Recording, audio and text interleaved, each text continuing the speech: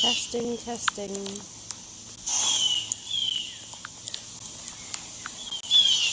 Testing, testing.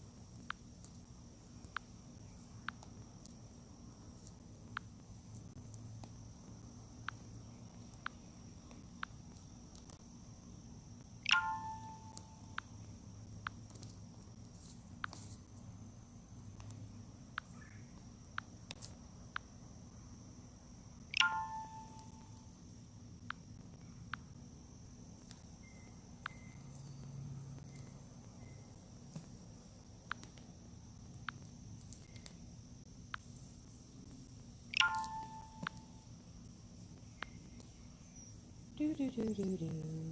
Okay.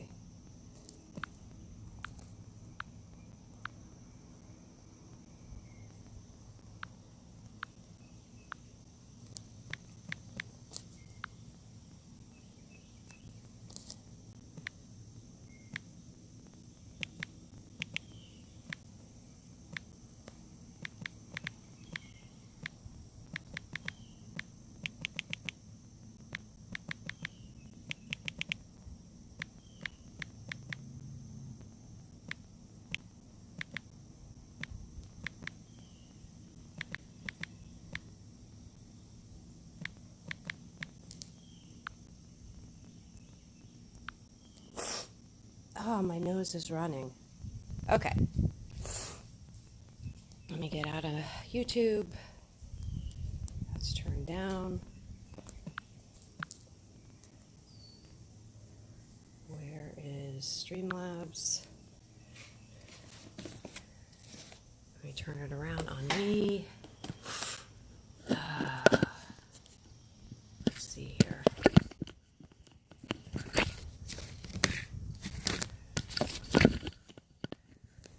What's going on? I gotta turn it around. Oh, there we are. Okay. Balance it out.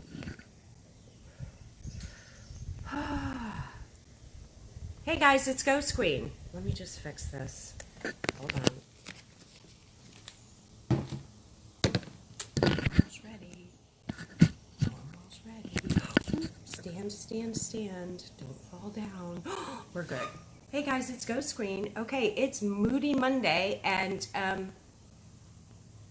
join me for a V8. A little V8, a little smoke, a little energy drink, having a little break from my crazy day. Come on here, have a little chitty chat. So, little history lesson, I think, is in order today. Some people just don't know their history. Me, I remember it all. I know all the history. So, I've been doing this for a hot minute. This paranormal YouTubing. I have been doing it for a hot minute. And, okay. So, before Wayne and I, my ex-boyfriend, Wayne, before he and I ever got together, he had a little group of friends. He was internet dating this girl, and she was also in the paranormal woman horror show of a woman, and he was friends with all her friends, and it was a little group of people. Hey, Erica Bell, how are you? Thank you.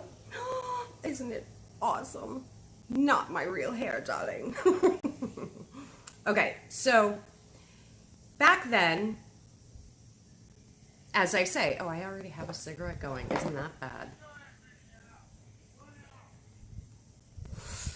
Wayne was dating this horror show in the paranormal and internet dating, not real dating, but whatever.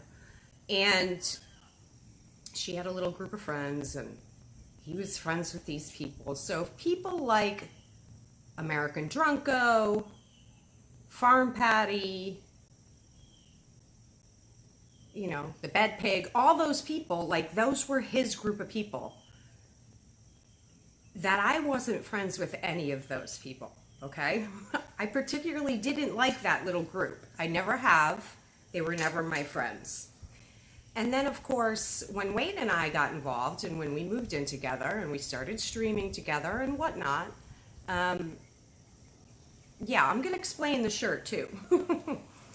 So, when we got together, you know, these people just descended upon me, okay? It was like as soon as I came to Louisiana for the first time and we announced we were involved, and, you know, it was like they descended upon me like a pack of wolves, this whole little group of people. So I've never liked them. I've never been friends with them, okay? They've always been up my ass. Now, the whole time that I was with Wayne was very anti-drama. He didn't want any drama. You know, no drama, no stress. Couldn't handle anything. So he really didn't ever want me to address any of this bullshit that I went through. Although he had to deal with me about it behind the scenes, he would never let me handle it the way that I wanted to handle it because he was so paranoid about drama. Okay? Well, let me make myself perfectly clear. Those days are over. Wayne and I are over. Okay? So I will now do things my way.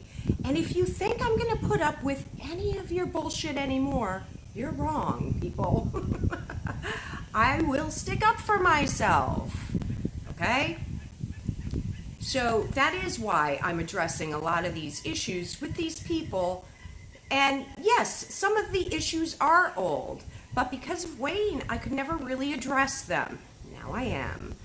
And as far as Farm Patty is concerned, and you may be drinking V8, honey, but it ain't working. Maybe you need to get a little exercise as well. Just saying. I have listened to that little group take pot shots at me, insult me, criticize me, make fun of me, try to publicly humiliate me for years. And I haven't really said much about it. Those days are over. You want to take pot shots at me? You better fucking thicken the skin up there because I'm going to be taking them right back. All right? So, yeah.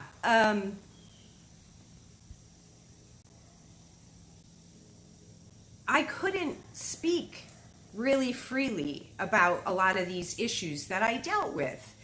Some publicly, some behind the scenes, from this group of people, because Wayne just didn't want me to.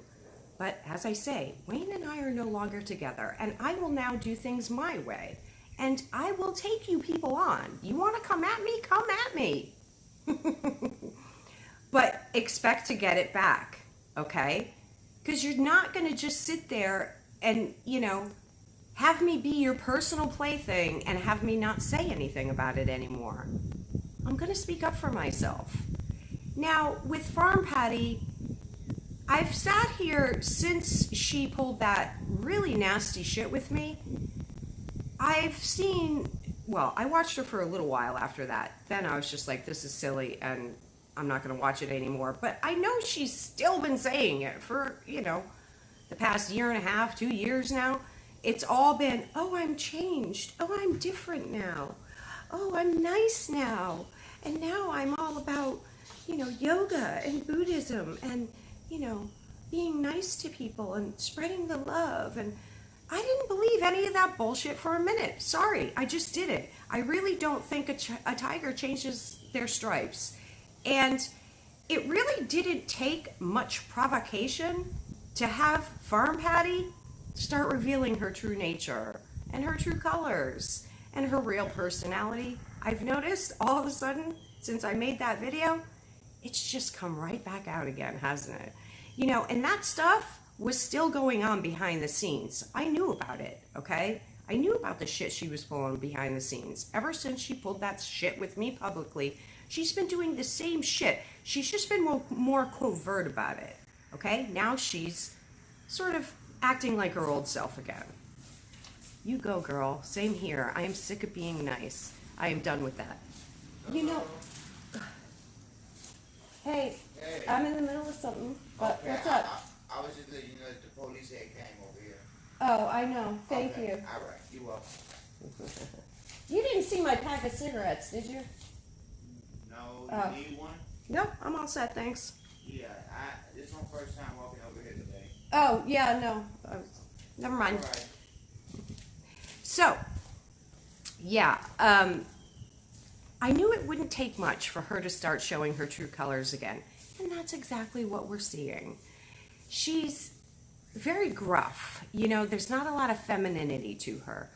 It's almost like she wants to be a dude. There's women like that who they really embrace that masculine side of themselves and they act all tough and big and badass, and she speaks with a really deep voice. And, it seems like she kind of hits it off with a lot more men than women and whatnot. And, she's always just been a nasty.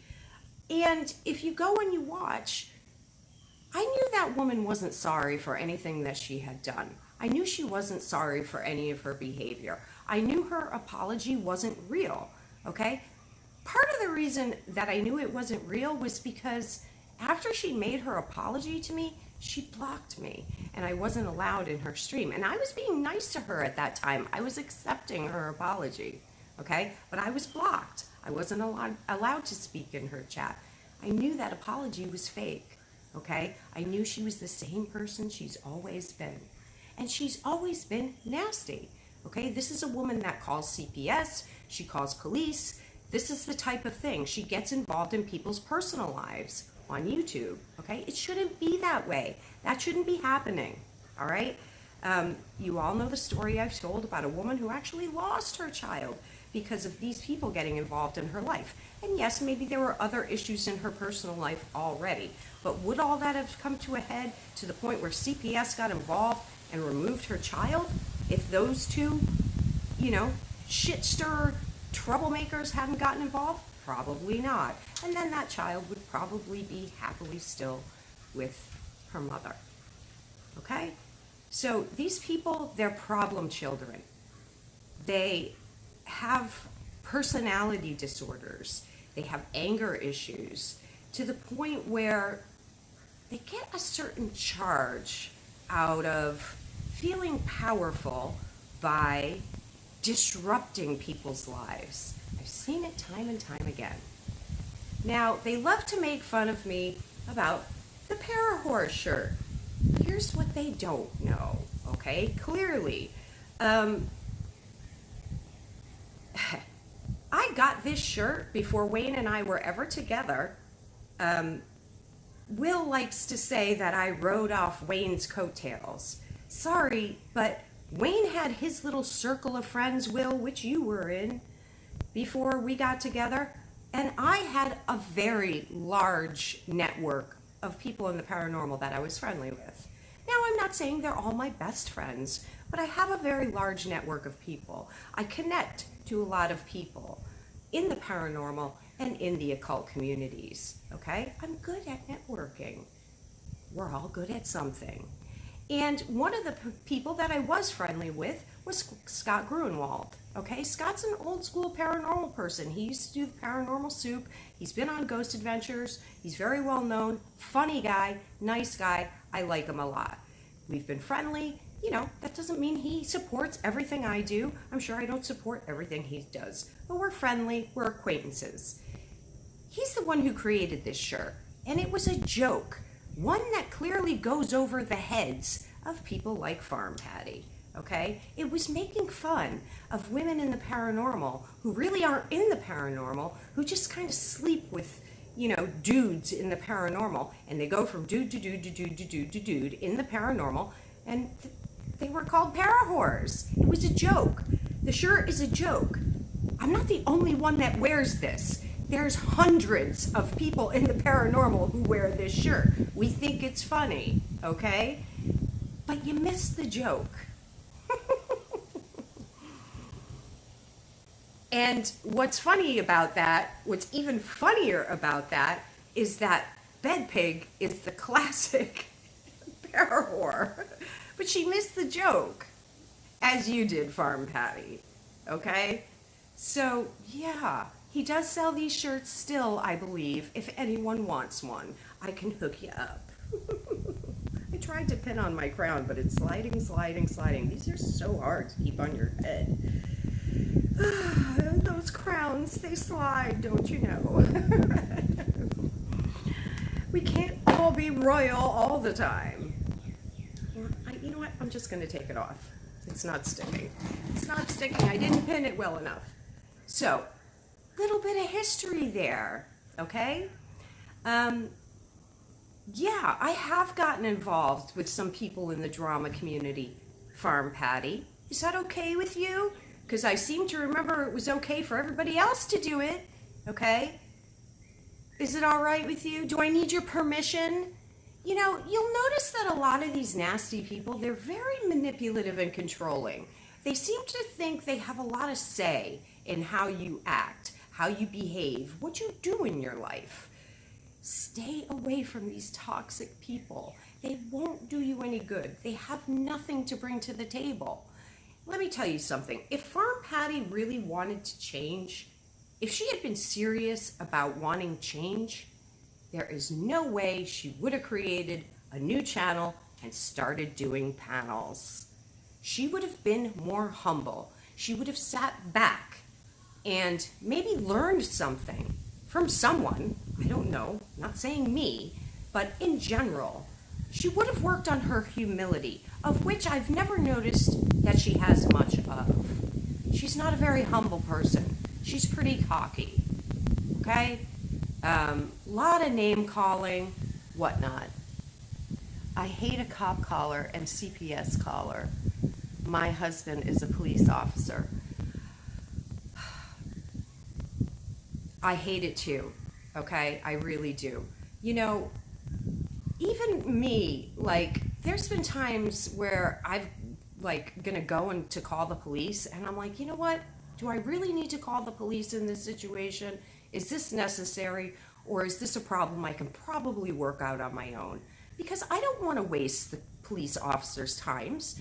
You know, I mean, they have stressful, busy jobs with, like, real big, you know, crimes to deal with. It's depending on where they live, you know, and I don't want to waste them with, like, a dispute with a neighbor. I don't want to waste their time. I mean, you know, solve it myself. So to waste a police officer's time to call because of some kind of fucking YouTube thing, like, It's unbelievable. It really is, to like send police officers to somebody's house because it's going to create a little YouTube drama. Come on. I don't know. I have to just think that these people who do these kinds of things, they're not that creative, first of all. Secondly, I think there's a lot of people, look, we've all turned to the internet these days as a means of community. Let's face it, it's happened, okay? We can't judge people for being friends with people on the internet that they've never met, let's say, or for, being involved in these communities where they do feel a sense of community and they feel a sense of family and they feel like they belong. It's happened, people. That ship has sailed. Like, this is part of our modern world, even more so since the pandemic, okay? This is what we do now. We do connect online. It's very common. So you can't judge people for wanting that and for being involved in it. I'm streaming. I'm sorry. My wife told me to bring some grills and a mask. Oh, okay. Thank you. No I problem. want to come over when I'm done. It's just Okay, there's no problem. I'm live on YouTube right now. Okay. Thank you. Tell her I said thanks. Okay, I will. So, it kicks my ADD and I lose my train of thought. Erica Bella, only one. Yeah, I know some police officers personally that are just amazing people. No one really knows the exact lengths that they go to in their job, and what they deal with on a daily basis and how much of their life it consumes. And certainly as a partner to a police officer, you deal with it too. Their whole family deals with it. There's certain people out there who hate the police. I'm not one of those people. I've seen police officers do things I don't agree with, but that doesn't mean I hate police in general. I see the police the same as I see everyone else. Every police officer is an individual, and I have no problem interacting with the police.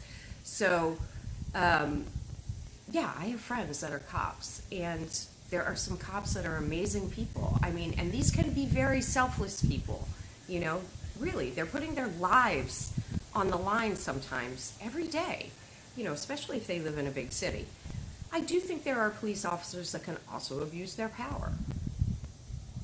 That happens everywhere. It's like not every teacher is going to be awesome, and we have to stop generalizing and using stereotypes and stuff. You have to realize people are all individual, and you can't generalize that way. You can't say all cops are great, and you can't say all cops are bad. You have to be balanced. Oh, you're divorced? Well, I hope it's friendly, because God knows it sucks when you're not in a friendly divorce, or at least a copacetic one. So anyway, back to my point. We're all coming to the internet these days as a means of community, as a means to connect, okay? A lot of us do it. Some of us have been doing it, before all this. Some people are new to it, but whatever. It's part of our modern day society. But I will say there are certain people who perhaps are too involved in it. They don't know when to get off YouTube, when to shut down, when to take a break. And perhaps they're in it for the wrong reasons. Like when you see people that are getting into these sort of negative, toxic communities, and the drama community can be that at times, but I think I've seen some really positive people in the drama community. They're not all bad. And look, as far as like drama is concerned, that's as old as the age of time. Like that goes back. My grandmother was watching soap operas. Before that, it's like you had knitting circles. Like, drama has always existed. That's nothing new. He's an asshole officer. Well, I'm sorry to hear that. That sucks. And that's tough if, you're trying to leave somebody like that. But, there's all kinds. So, anyway, let me light my cigarette. There's some people who, in my opinion, maybe shouldn't be online as much as they are. Maybe need to also invest I guess the best advice I could give when it comes to this is you should be investing as much time in your real life as you are online. And if one is out of balance, then you're out of balance and you should fix that, okay? And some of these people I think are really out of balance. And, it might give them a sense of belonging, but it also might be giving them a sense of, I don't know, power or control. Also, just maybe an identity that they didn't have before, and, especially when it comes to these people who are just speaking and they're not showing themselves, it's like they've created an identity for themselves online that is not super based in reality, yet it somehow lifts them up and makes them feel higher, in some sort of higher position that maybe they can't attain in their real life. And that's kind of being a little bit drunk on power and status. And, you have to be wary of these people. There's a lot of toxic people out there. And that doesn't mean that they're evil human beings. Everybody makes wrong choices. And I do believe people can change ultimately, but they have to want to change. And it's probably going to take a lot of work. There's no change that's simple and easy. All change is work and effort. And, you might make some changes and then slide back a little bit. Progress, not perfection, people. But there's certain people that I think probably aren't going to change all that much. There's certain people, like, you can just recognize what their personality is. And if you've watched somebody for years and years and years who kind of has consistently behaved in the same sort of way, there might not be a lot of hope that they're going to change. And really, I saw Farm Patty and thought most of what she was saying and doing was just a bunch of posing bullshit. And I still think that. So, yeah.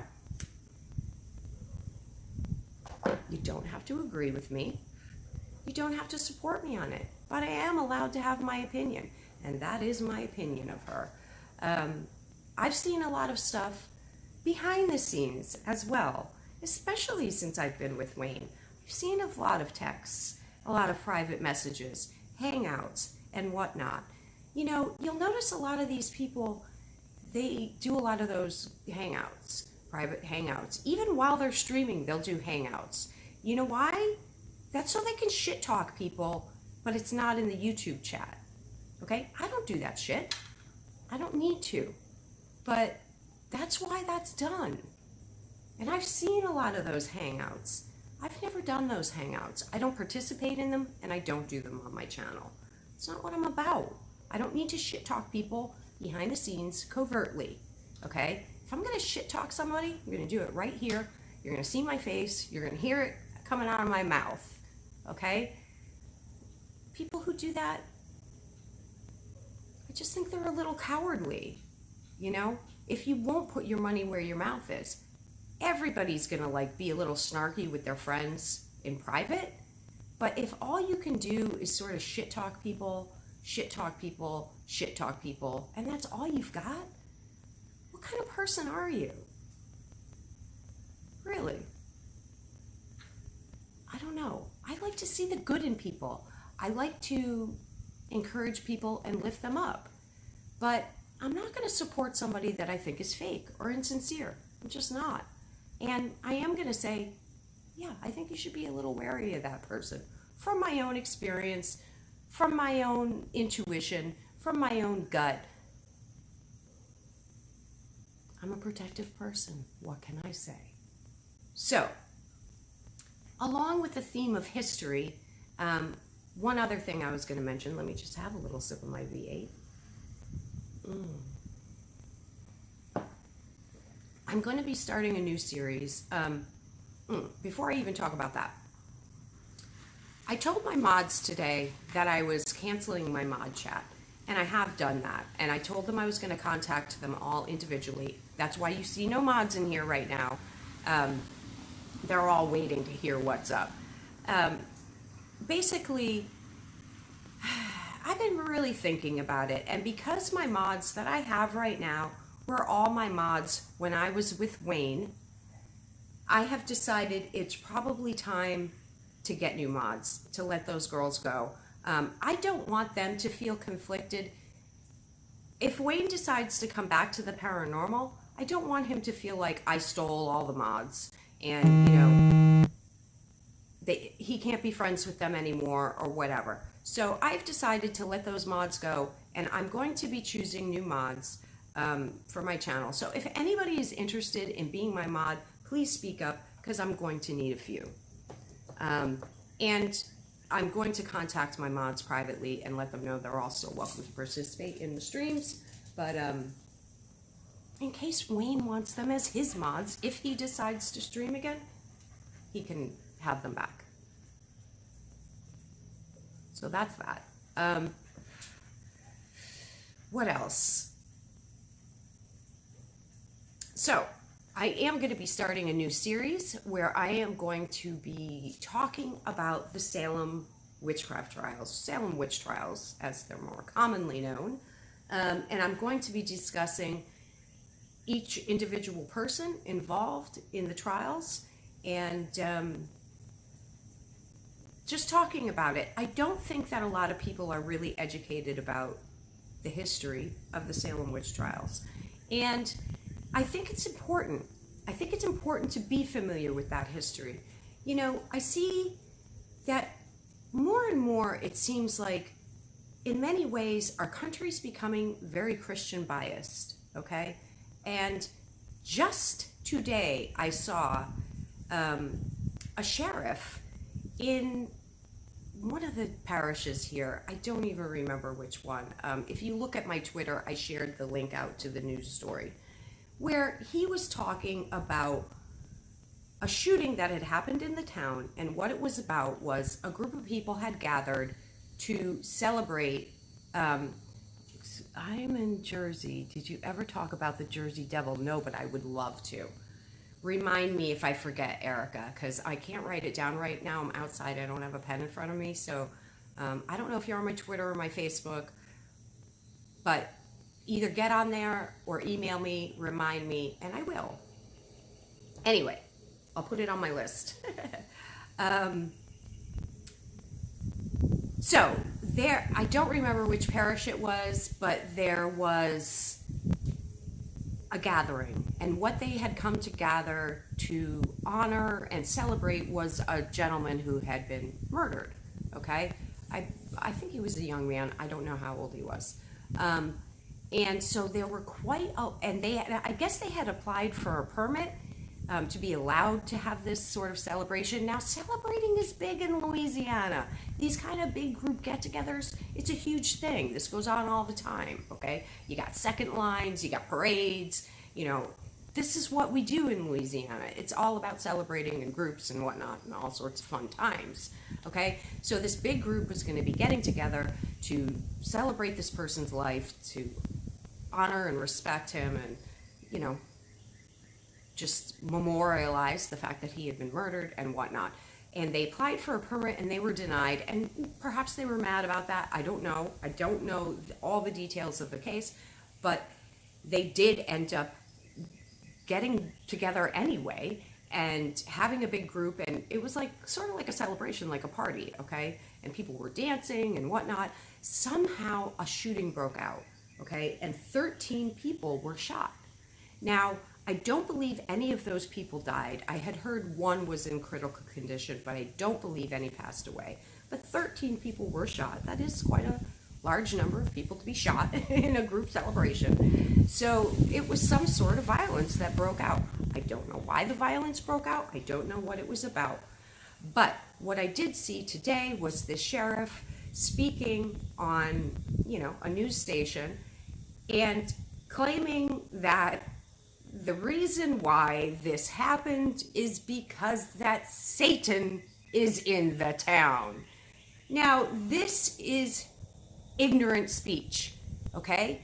I would even say it's hate speech. It's insightful speech. You know, you can incite people to violence with that type of speech, okay? It's wrong. You are trying to incite satanic panic, and I thought those days were behind us. Okay? And I'm seeing more and more of this happen.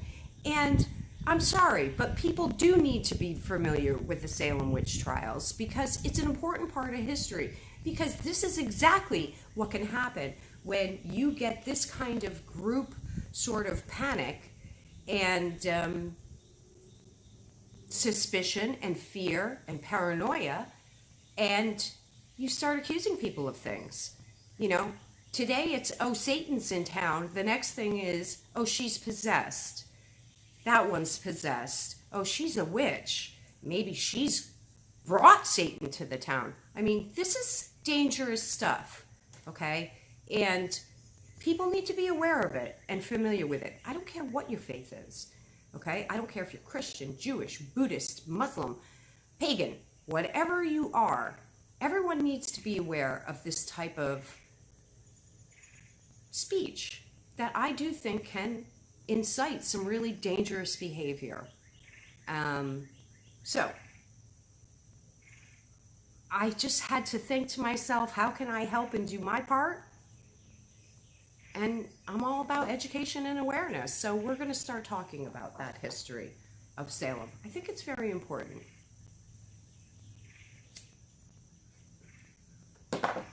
And if nothing else, they're interesting stories. They really are.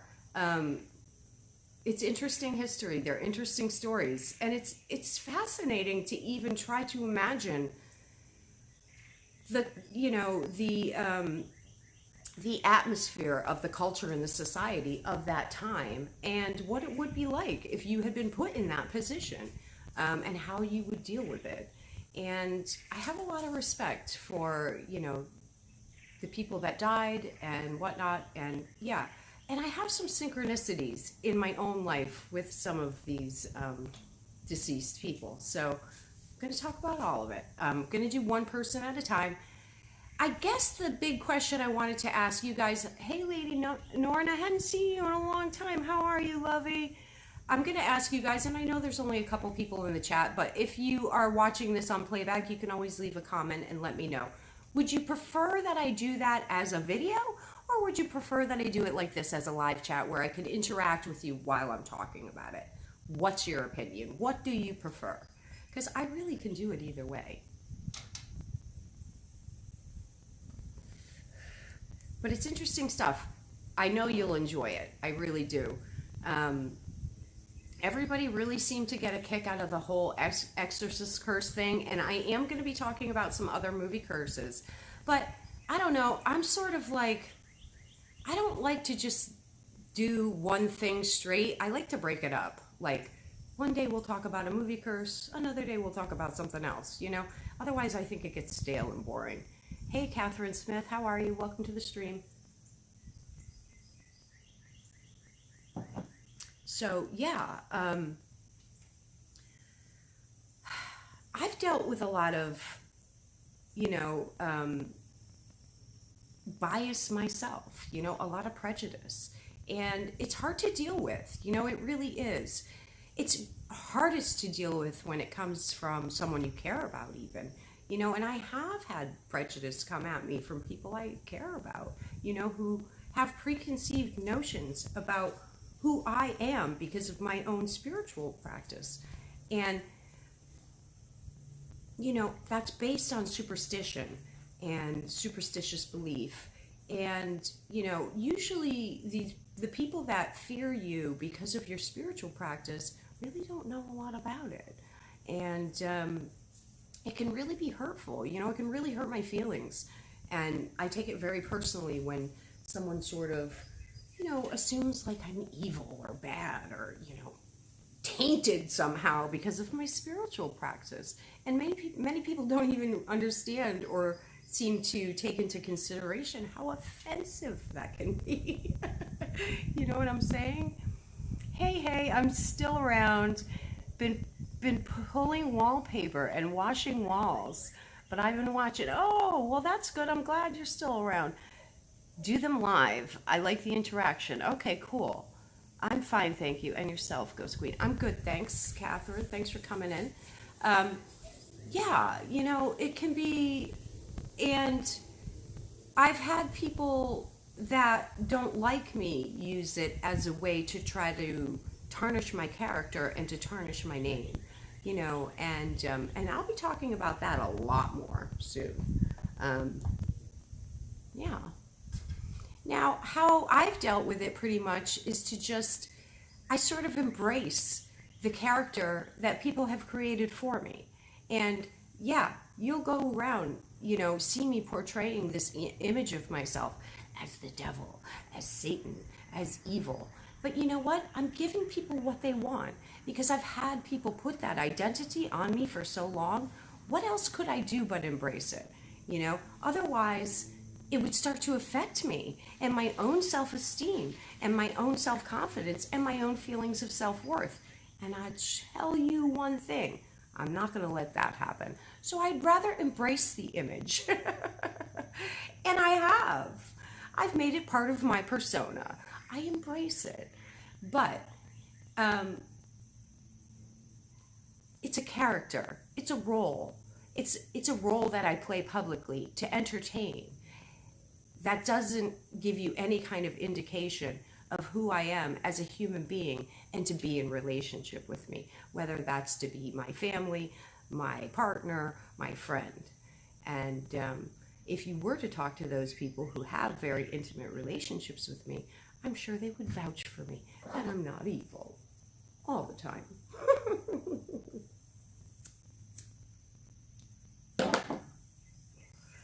But who is good all the time? The preachers, the big preachers, televangelists on TV trying to steal all your money? We want to go tit for tat, we can do that.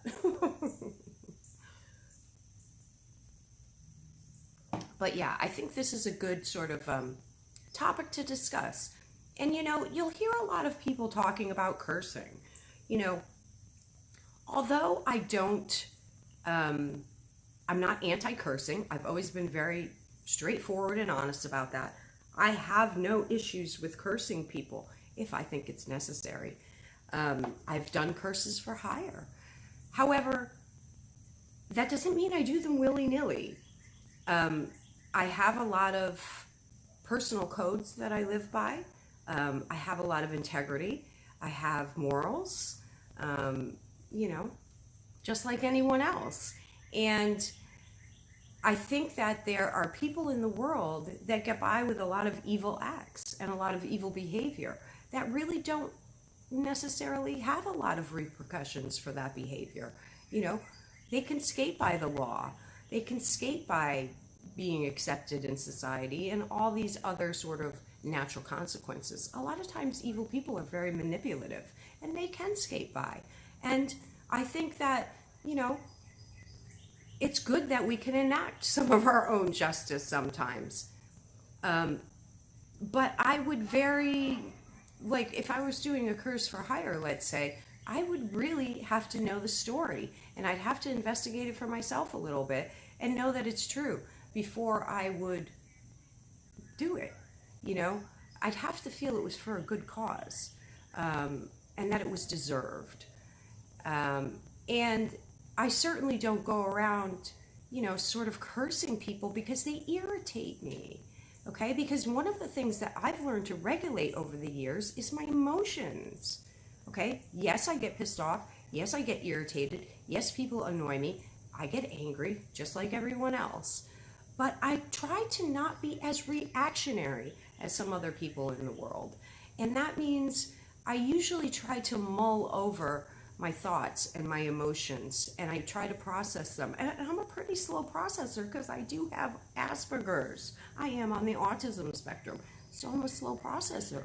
So it takes me a while to sort of sort through my stuff, my feelings and my thoughts. So I'm not going to be impulsive when it comes to reacting sometimes. I'll actually be slower probably than a lot of people. So you can bet I'm not going to just curse somebody because, they cut me off in traffic or stupid shit like that. Like, that's serious stuff. Not only is it serious stuff, it takes a lot of serious work, a lot of serious focus, a lot of serious energy, and a lot of serious emotion. And I'm not going to waste that shit on somebody who just pissed me off over something silly and stupid and dumb. It would have to be serious. You know what I'm saying? So, what I wanted to just mention today is you'll hear a lot of talk about cursing. What you don't hear a lot of talk about, though, is blessings. And, as a witch, you not only have the power to curse, you have the power to bless. And I do try to bless people's lives whenever I can. Certainly far more than I curse people. So don't believe all the claptrap that you hear out there. Most witches that I know, and certainly the ones that I associate myself with, people in the occult community that I connect to, I can only do so if I feel that they're good people. And they are, at least to my knowledge, the ones that I associate myself with. And most of them, if not all of them, are like me. And they're much more about blessing people than cursing them. It's that old adage that with great power comes great responsibility. And there's a reason why a lot of occult knowledge is secret and is shared secretly, because we need to make sure it doesn't get into the wrong hands. Because you don't want to give the power to harm someone to someone who isn't going to use that power responsibly. So I hope some of that makes sense, and I hope it helps some people to understand a little bit better, so that you don't believe this foolish nonsense spouted by some idiots on the internet that don't know what they're talking about. Because you have to remember that a lot of times, if trying to slander you and tarnish your name and your reputation is their goal, they're probably going to be talking out their ass, because that's what they're trying to do. I'm always good at being bad. I love how honest you are. Well, thanks. I try. I am honest. Hey, my friend, how are you? Hi, Teresa. Thanks for coming in, honey. Can you read cards? Yes, I do read cards. Yes, I knew it was you, Teresa. Great to see you. Thanks for coming in the stream, honey. How are you doing? How are you feeling? Teresa went through, I'm not going to spill her personal information, but she went through a hard time herself not too long ago. And she's been recouping. And she's been with me a long time. Good friend. I have so many good friends. People love to give me shit and talk about like how I don't get a ton of comments and I don't get a ton of people in my streams, and that's okay. But that doesn't mean that I have a small circle by any means. I have a large circle of people all over the world. I have a lot of acquaintances, a lot of friends, and I am good at networking. So, yeah, it doesn't matter what you say. These people, these haters, these negative, low vibrational, low energy people, it doesn't matter what they say. They can't drag me down. At my age, and yes, Farm Patty, I am 10 years older than you, I would imagine. Therefore, I'm your elder, and perhaps you might want to learn something. I have more experience than you. At my age, you have to be comfortable with who you are. You do. And you have to be secure. And you have to love yourself. And be secure and stable in the world. And comfortable with yourself. Otherwise, if you haven't gotten to that point, by the time you're my age, get into therapy. Or journal. Or, I don't know, get self-help books. Do something. Figure it out. Because, let's face it, I'm on the back end here, I'm not a youngin'. I want to enjoy what time I have left in the world. And that's part of it, is being a relatively happy, healthy, secure human being. So, yeah. Yeah, you've been watching me almost from the start, I think. You know, going back to like the Ovulus days when that was all I was using, I think. Weren't you around way back then? Pretty sure you were. So, yeah, guys. When I say that your haters are really fans that don't know how to express themselves, it's not just tongue in cheek. There's a little bit of truth to the snark. You know, when you have these people that are just constantly like I have these haters, this group of haters who have been focused on me for years, watching me for years. Okay? And that doesn't make sense. If they hated me so much, why would they keep watching my every move and being so invested in what I do? It's because there's something about me that they either like or envy or whatever, you know? I haven't taken a lot of time to think about it and analyze it, but you hear what I'm saying. There's something about me that they want for themselves, you know, that they wish they could do or be like or whatever, you know. There's something they look up to or respect, but they can't. I don't know. They get jealous that they can't do it or whatever it is, and you know, God forbid you say that word, jealous, because then they're like, oh, I'm not jealous of you. I don't mean that you're jealous of me, that you want to be me, but there might be something about my character or my nature or my personality that you wish you had too. I'm not talking about physical looks here, which is what you all jump to. There's something. Otherwise, you wouldn't keep watching. You wouldn't keep criticizing. You wouldn't keep trying to drag me down. But you know what? At the end of the day, it pushes me up, people. So, you're failing, which isn't a bad thing either. You can learn a lot from failure.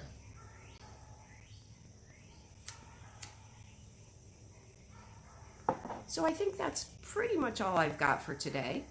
I am excited to, hey Dreama, how are you, honey? I am excited to start talking about the Salem witch trials. I've never have, and I do know a fair amount about it. I am from Massachusetts.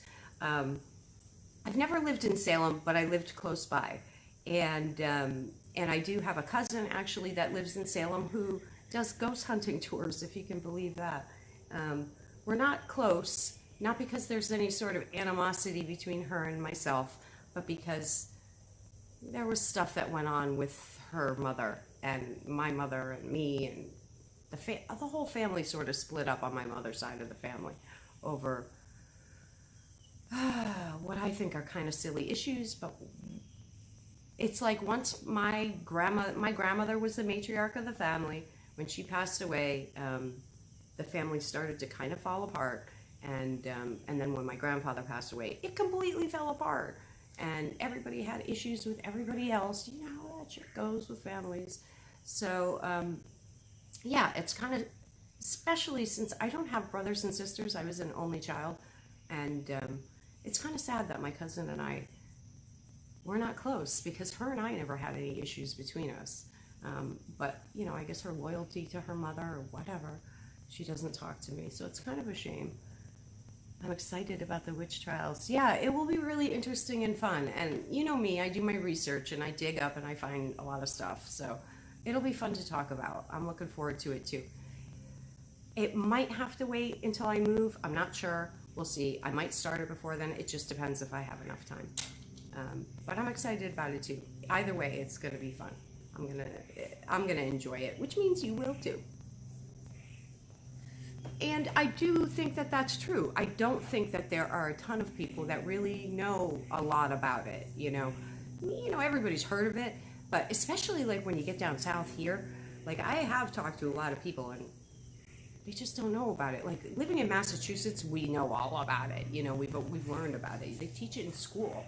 You know, and it's just so much a part of our culture that we're just familiar with it. It happened there. It still resonates. And yeah, but when you go further and further from Massachusetts, just not as many people are familiar with it. I've been to Salem like 1 billion times, you know, like, it's just, that's it. Same with my family. Once my Nana died, family fell apart. Yeah. Well, a lot of times, you know, and people don't talk about this either, but a lot of times the women are the matriarchs of the family. You know, they really hold the family together. We're the nesters, you know, and when you have the matriarch of the family pass, you know, she might also sort of be like the disciplinarian and keep everybody in check and in line. I don't know if you watched that comedian, and I don't remember his name, but he does that series Southern Mama. I think that is hilarious. I watch that all the time. I think he's so funny because it's true. Like, he does behave like Southern women behave, and I find it really funny because it's so alien to me, you know, because I'm a Northerner. I grew up in the North. You know, I'm a New Englander for life. Like, that's who I am. That will never change. It's part of my upbringing, my character. It's ingrained in me, you know. And New Englanders are really stoic, proud people, you know. We have our own things, you know, but that Southern Mama, he is so funny, and I watch it all the time. There's another one that I watch. I can never remember their names, but I'm sure, Dreamy, you've seen me post that other guy on Facebook too. I watch him a lot. He's a gay guy, and I think, you know, he's just started incorporating his partner now, I think, into some of the videos. But he pretends, I don't know, is he pretending to be a woman in the thing? He does all sorts of characters. Like, sometimes he'll be like a 12-year-old kid, and like he's talking about, like, you know, how preteens act and their attitudes and behaviors. Like, he's hilarious. He's another one. I love those little skits. I watch them all the time. Look, humor, I need humor in my life, like, really daily. You know, I'm a very jokey person, and I have dry humor sometimes, and people don't always get my humor, and they don't always get that I'm joking. And I'm really sarcastic, and I joke a lot. I really need humor in my life, and you know, I am here alone, like, right now, so sometimes, like, if I'm just feeling like a little blah, I'll just go and watch those things, and they just crack me up, and they'll get me out of a funk so easily, because humor does it for me, you know. And I've talked about before too that synchronicity is such a huge part of my life, and once you start getting involved in the whole, let's just call it a philosophy, well, but it's a spiritual path as well, you know, and once you start becoming in tune to synchronicity in your life, you will find that the universe, and that's really all I prefer to sort of name tag it as, is the universe. I don't want to call it God, because not everybody believes in the same God, let's face it. Some people don't believe in any gods. I like to call it the universe, and I really truly believe it is the universe at play. And I think the universe is playful, and it has humor in it, and playfulness, and nature is the same way. And that's not something people talk about a lot, but there's a lot of playful sort of playfulness in nature as well. We think of nature always as being harsh and cruel and, you know, really stern and tough, and that's true. There is a certain element about that to nature, but it also has a playfulness to it, certainly has a beauty to it, and we do talk about that, but there is a playfulness that's there. And I think what happens a lot of times with a lot of people, you know, life can be really hard. It really can. You know, we all have been through hard parts of our life where, you know, we're either dealing with financial troubles or family problems or fighting, you know, or partner-related issues, or there's deaths or illness or some sort of tragedy. You know, there's a billion things in life that can drag us down, right? But the thing is that there's a lot of, like, really playfulness around too. And you have to get in tune to that, because if you don't, if you can't find the joy and the happiness and the beauty and the playful fun of life, you are going to become an embittered, miserable, toxic person. I promise you. Please find something that you can tune into to bring you some pleasure and playfulness and joy, or you will be miserable, okay? So synchronicity does it for me. And in my life, I'm so in tune to synchronicity at this point that I see this playfulness like almost all around me. It's why I'm such a playful person myself. It's why I play with slime and squishies and stuffed animals and games and toys. You know, I'm not like a 5-year-old, you know, I don't have a playroom, but like I can play. It's why I can float on a duck on the pond. It's why I can wear wigs and dress up and color my hair pink and purple. I have to have a fun playfulness in my life. It keeps my youthful nature alive, you know, it keeps me in touch with the playful part of the universe. And so many people don't have that, you know, and I feel sorry for those people. And that doesn't mean you have to go out and dye your hair blue tomorrow to get in tune with it. Not everybody can do the craziness because of their work or whatever. Some people have to, you know, be more conservative, and I get that. But you can tune into the playfulness of the universe, and it's there. It's there. You just have to tune in, just like you tune in on a spirit box. Same sort of thing. Just get in tune with it. And the first step to doing that is just to be aware for signs, you know, and then you'll start to see them. It's like that thing with like what they call angel numbers. You know, if you start becoming in tune and aware to like angel numbers, and you'll start seeing them everywhere. I'm sure a few of you have experienced that.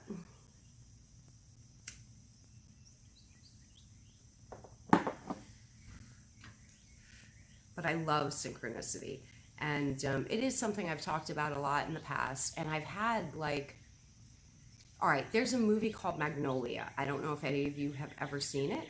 It's a really cool movie. I really like it. Tom Cruise is in it.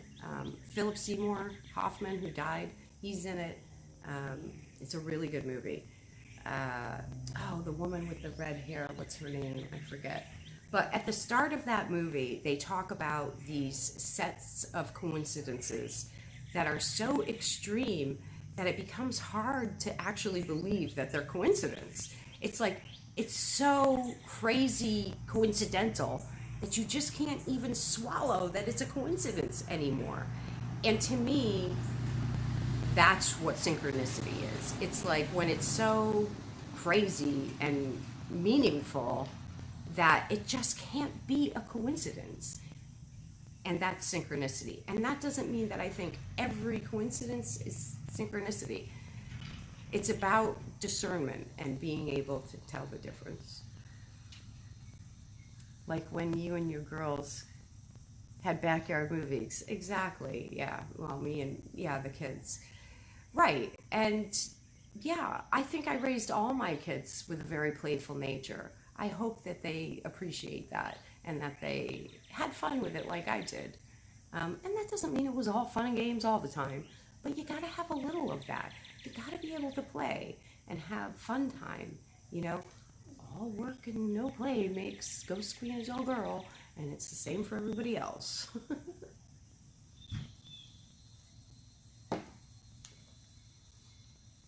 I've woken up at 3:33 in the morning 2 times last week. It's got to be a sign. I haven't looked into it yet. Well, Lady Norn, guess what? Guess what my house number was growing up? 333. It's kind of my number.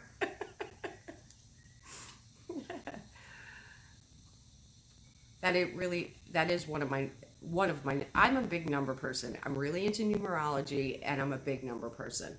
And, but 333 is one of my big numbers. And when I was growing up, I really did used to joke about, like, that was something I thought about, even as a kid, even as a little kid. I used to think about the fact that my house number was 333. Like, that maybe that's connected to being on the autism spectrum, that I sort of had a fascination with numbers pretty young. But nonetheless, it was something I would think about. And I used to think about, like, why did I live in a house that was numbered 333? Like, it seemed to have meaning to me at a very early age. And I was always a little bit of a mystical, weird kid. I had a lot of really weird sort of mystical things happen to me as a child. And, but I did used to try to analyze that. And in my immature, youthful brain and personality, I used to go around because I had to have an explanation for it, and that's sort of the type of person that I always have been, is like there always had to be an answer and a reason for everything, but I used to go around saying to anybody, if it ever came up, was that the reason why I lived in a house that was numbered 333 was because I was half angel and half devil. That was the explanation I came up with. Just Me Charms. Hey, Queenie, keep doing what you're doing. I see 1111 all the time. I'm always a kid at heart. Good, you should be. Is that you, Charmy? Or is that somebody else? Hey, Deity Paranormal, thanks for coming in. Booyah. Yeah, but if you think about it, it really wasn't a bad explanation, because that's true. We all have duality. We all have good and bad. And I hate to even use those words, but what is perceived as good and bad in us, we all have that, and a lot of times people haven't really done enough shadow work.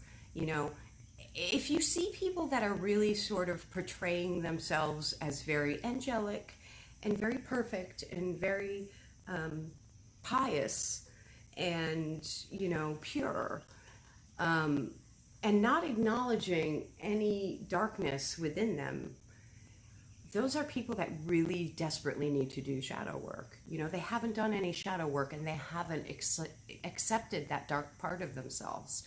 And we all have it, people. Come on, we all have it. You must know that by now, especially you people. It's just part of who we are, I saw a very interesting conversation in one of my occult groups from a person who doesn't believe in duality. And I do like to, I'm a person who really does believe in duality, so I was sort of like, you know what it's like when you come across somebody, if you have a strong belief about something and you come across somebody who has a different belief, your initial reaction is sort of be prickly and to defend your belief. But I like to keep an open mind, and I like to try to take in other people's perspectives, because I'm telling you, people, if you can't bend, you break. You can't be ever too fixed in an idea, because, and again, I'm only speaking from my own experience, but throughout my life, whenever I get too fixed in one degree, one area, one range of thinking, I always have something thrown in my path to make me reconsider, my stuck in the sand view. And I think that that's really, especially in this day and age when we're seeing so much division in the world, when it comes to politics. And look, even now with the religious stuff, you've got this Louisiana sheriff saying Satan is in town because of what was probably gang violence. No, it's not Satan. It's poverty, it's culture, it's society, it's whatever, but it's not Satan. And the last thing we need is another satanic panic. We did that already. I don't want to be burned at the stake, thanks. Or hung, which is actually what they mostly did in Massachusetts. They didn't burn anyone at the stake here. They hung them, or did some other things that we'll talk about when we get there. Hi, Kelly. Welcome to the stream. But you know what I'm saying? We have all this division already. So even though I am a person who does really believe in duality, I wanted to sort of listen to this person and see what they had to say, and to see if I could relate to anything that they had to say. and to take their opinion into account without just immediately dismissing it. And it's hard for people sometimes to have an open mind like that, but I think it's really important. And, you know, some people will say that's like liberal commie bullshit, you know, and okay, maybe it is, but maybe all liberal commie bullshit isn't bad. I think it's good to keep an open mind and to have the ability to accept other people's perspectives and ideas and to perhaps even validate them, even if it's not your way of thinking. So, yeah. But now I've lost my train of thought. See, this is what happens when you have ADD. It's like you find so many interesting things to talk about. You like go down these little veins and then you forget like where the original artery was. But oh well. If it's important, it'll come back up. Gotta go with the flow.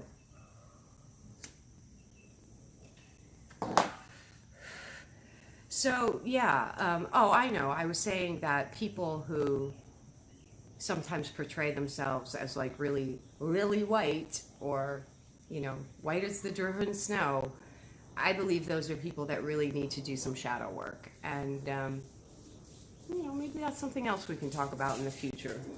Or I can make a video about, hi, Mischief, here's Mischief. Yeah, you running around like a crazy child?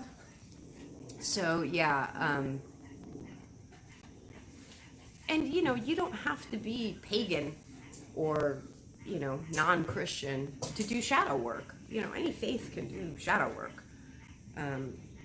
You don't have to be a particular faith or of a particular spiritual belief to do shadow work. And you don't have to be pagan or of the same spiritual beliefs as I to be interested in some of the things that I'm interested in. You know, if you have that mindset, then you shouldn't be associating with Jews either, or Muslims, or, you know, Buddhists, you know, like, you hear what I'm saying, people? Like, there seems to be a lot of bias against people of a faith that perhaps not everyone is familiar with. And, you know, as I said to someone recently, I can go into a Catholic or Baptist or any church and I will not spontaneously combust. I promise you. It wouldn't even disturb me. I could sit through a service of a faith that is not my own, you know.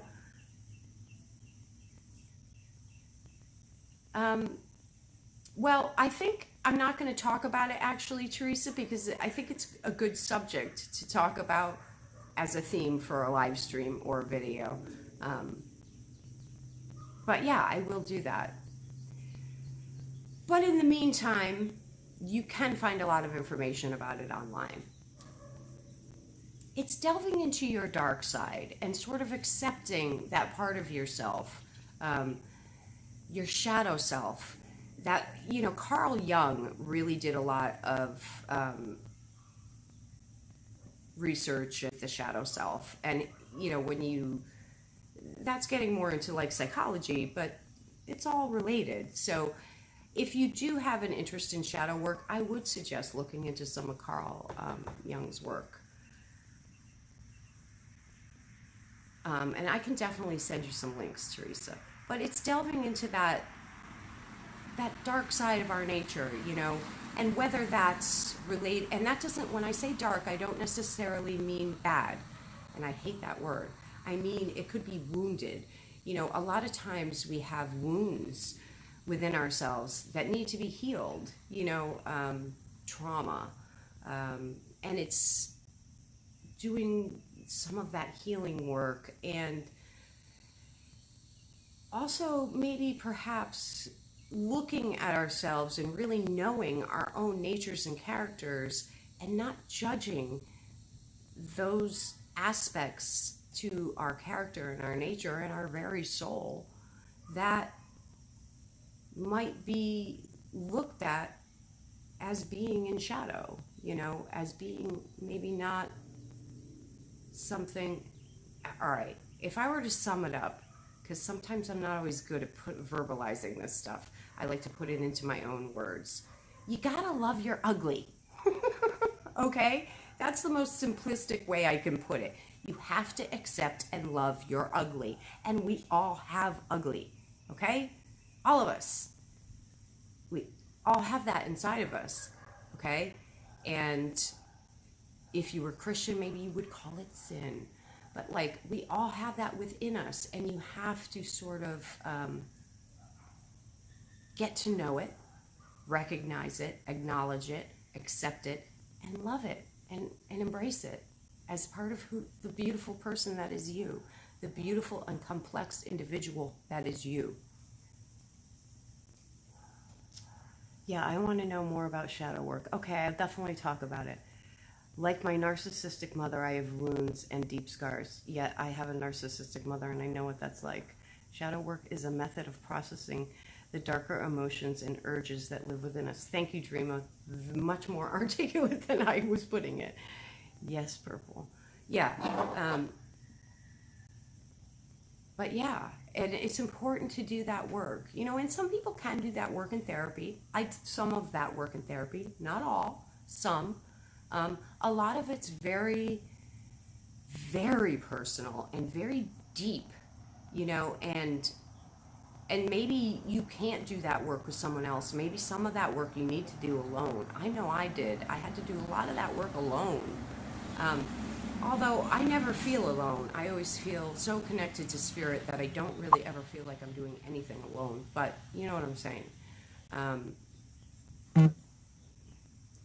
Maybe some of that work you wouldn't even be able to do with a therapist, at least not a traditional one, because not all therapists might jive with the same beliefs.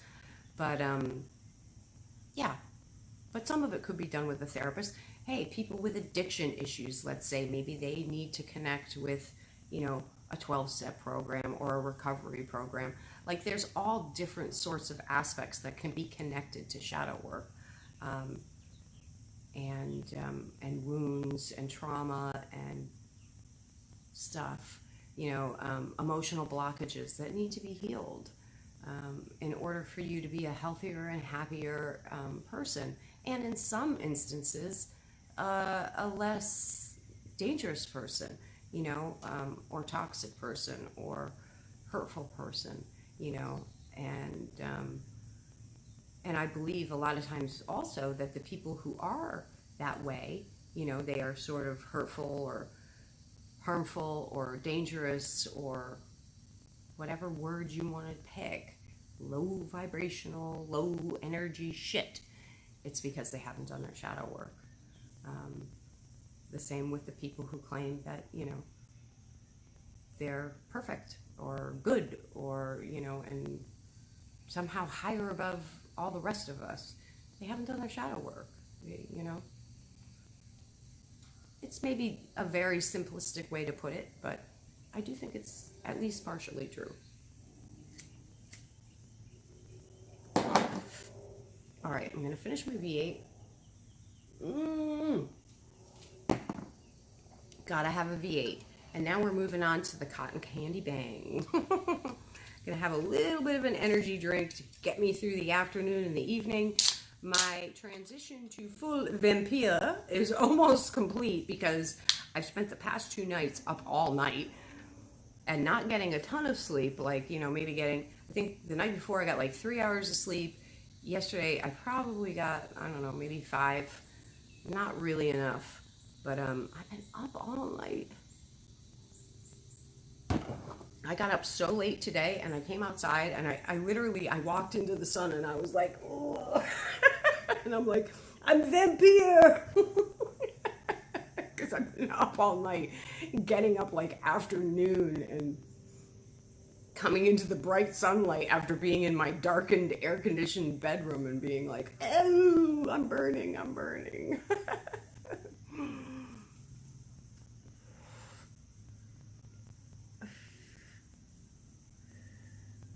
Keep hearing that sound from the graveyard you were at. It's in your video. It's on and off. You keep hearing it now. You know why?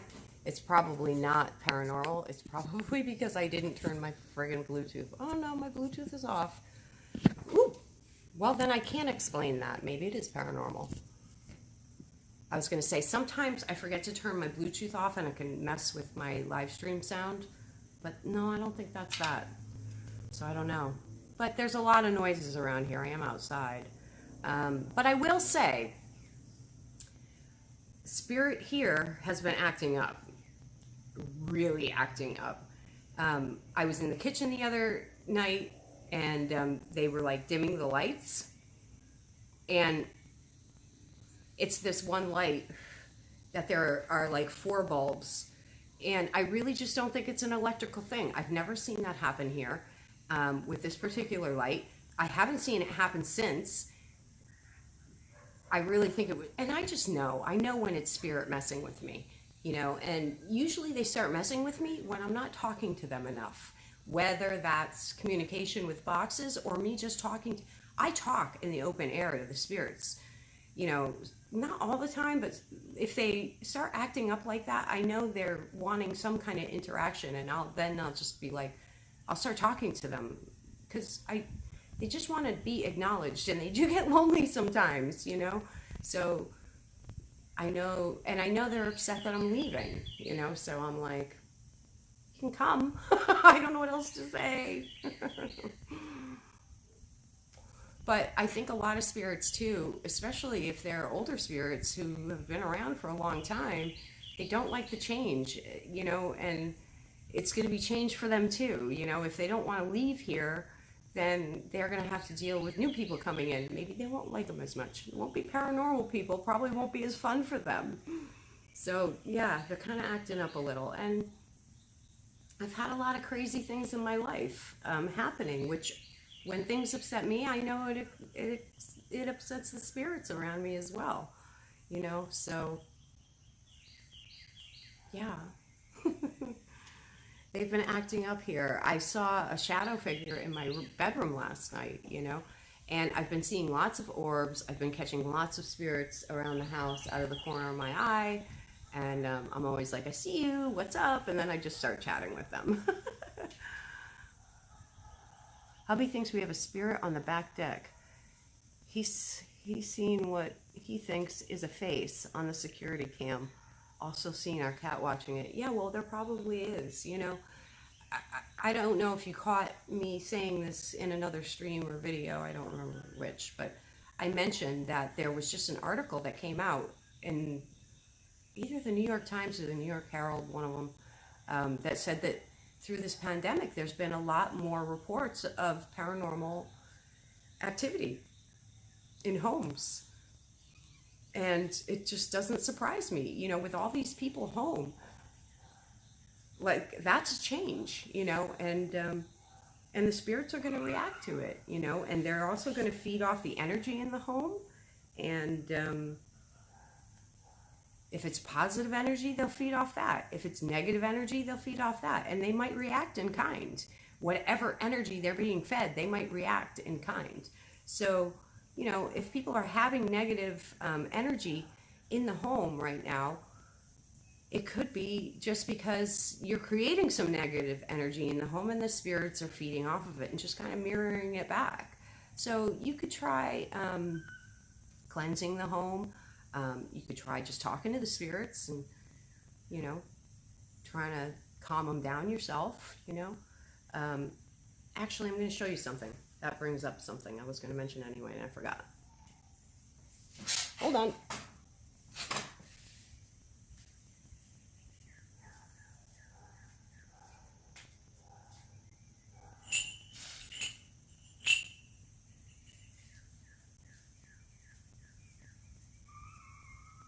If you are on my social media, you may have seen today I shared a picture of some railroad stakes. Okay, these are real railroad stakes. Not from New Orleans, but from Louisiana, that I've gathered myself. I have quite a few of them. These aren't even all I have. I have 2, 4, 6, 8 here that I used to just take a picture today. They're iron railroad stakes. Um, and they're very rusty and old, very old. And I have a railroad track near here where I just go and gather them. They're everywhere. And you can use these as home protection. You stake one in each corner of the yard, and that will protect the home. It's a pretty simple thing to do. So maybe I'll make another video talking about that too, and just refreshing you guys on some house cleansing techniques also. But yeah, there's definitely things you can do. Some people like to bury Saint Benedict medals. If you're a Christian, that's something you can also do to protect your home, is you can bury Saint Benedict medals. You can get them blessed by a priest if you like, or a pastor, or whatever, and you can bury them at the four corners of the home as a form of protection. You can also use salt. There's so many different ways and so many different things you can do to protect against negative energy. So that could be another video too. There's like tons of different things you can do. You can spiritually cleanse yourself. You can spiritually cleanse the home. There are floor washes and wall washes. You can, use smoke to cleanse the home. Bowls of rice, lemons. There are various ways, salt, all sorts of ways you can spiritually cleanse a home. And, you can have someone come to your home to do this. I do that for people for free if they're in my area. But you can also do these things yourself, and it's your home. You wouldn't probably hire someone to clean your home. I mean, maybe if you were very wealthy, you might. But, let's just talk about the average Joe citizen. Most things for your home you're going to do yourself. You might as well spiritually cleanse it yourself as well. And you have the power to do so. Everyone does. Let me catch up on some of these comments.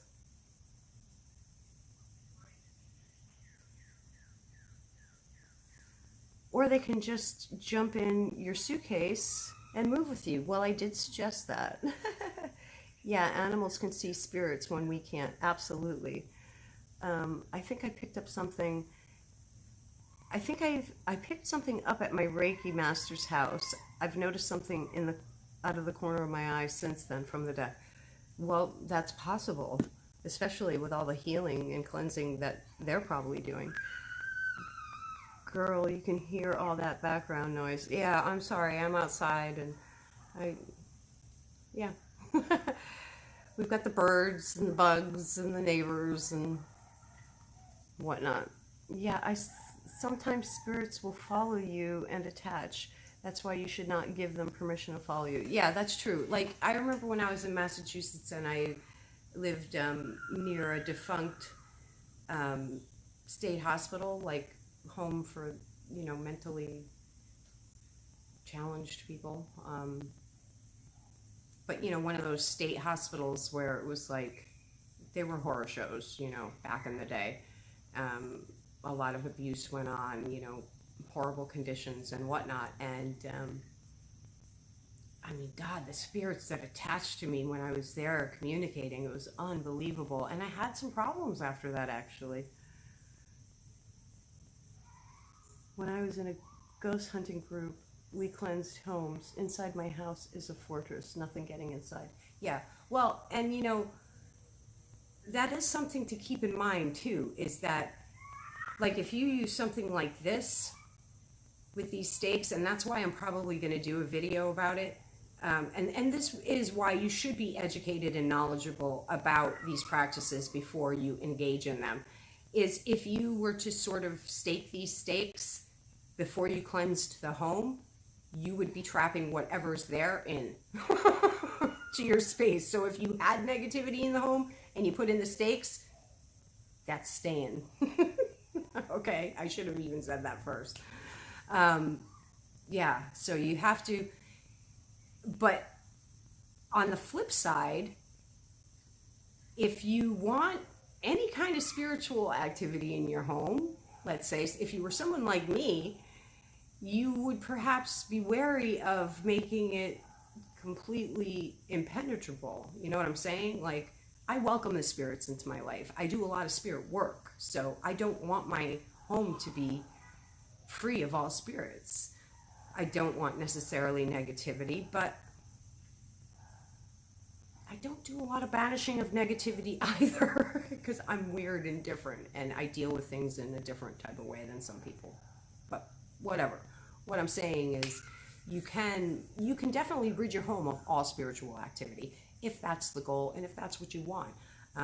But if that's not what you want, be careful that that's not what you're doing too. I think it sounds like the country. I love it. Yeah. Oh, yeah. It is very country here. It's going to be a very big change because I'm going from country girl to city girl very soon. Which is okay because I'm both. I'm country girl and city girl. It's a weird combination. But there you have it. They all say I'm weird. They're right. I am. I ideally would love to have like an apartment in the city, a home in the country, and one on the water.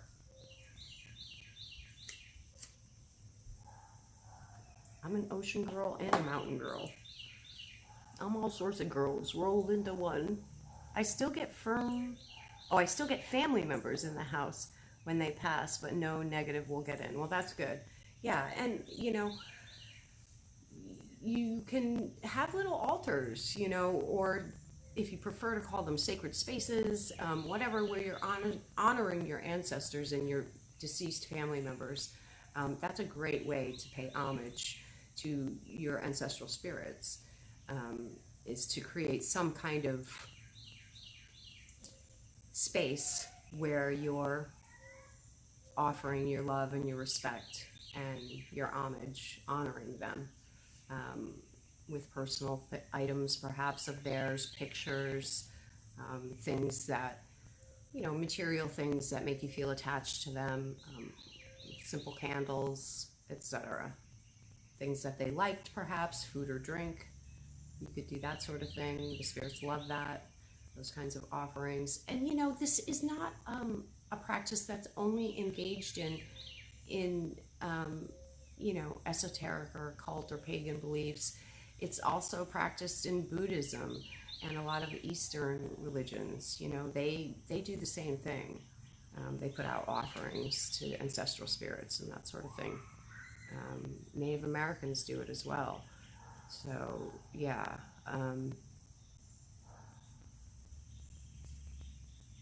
It's a very common practice.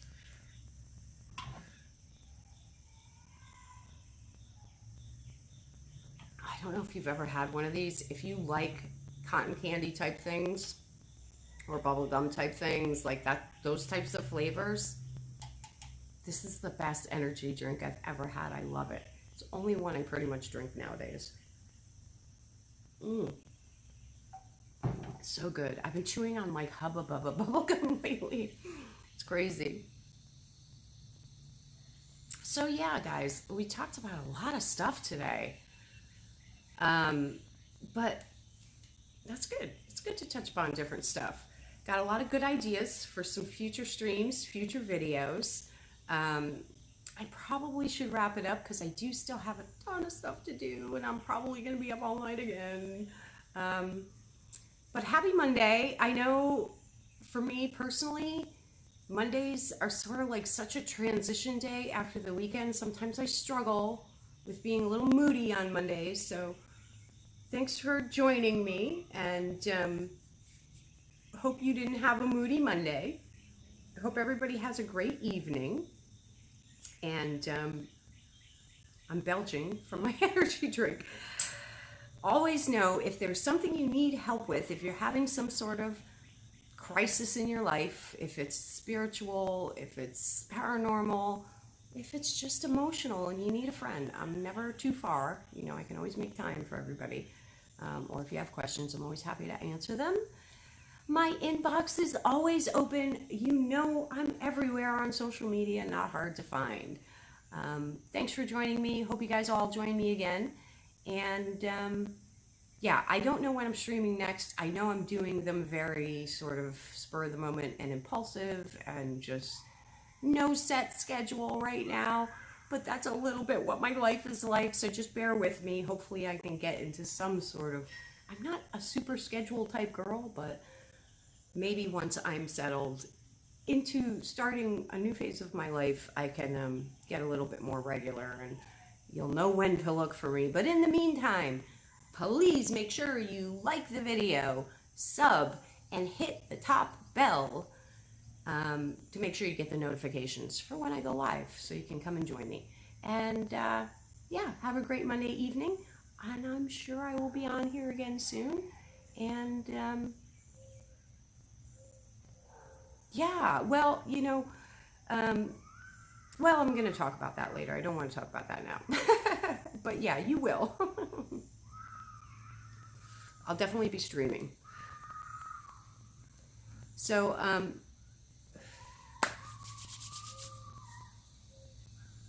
thank you. And kiss your loved ones. Tell them everything you want to say, because you never know which day is your last day or theirs. And make love, not war. Don't let the demons bite. Be kind. Be generous. Be compassionate, empathetic, loving, forgiving. Try not to hold a grudge. And don't mind your haters, because they're just fans who don't know how to express their feelings. Love you guys. Be well, be good, but not too good. And until next time, I bid you adieu. Good night, guys. Love you. Thanks for joining me.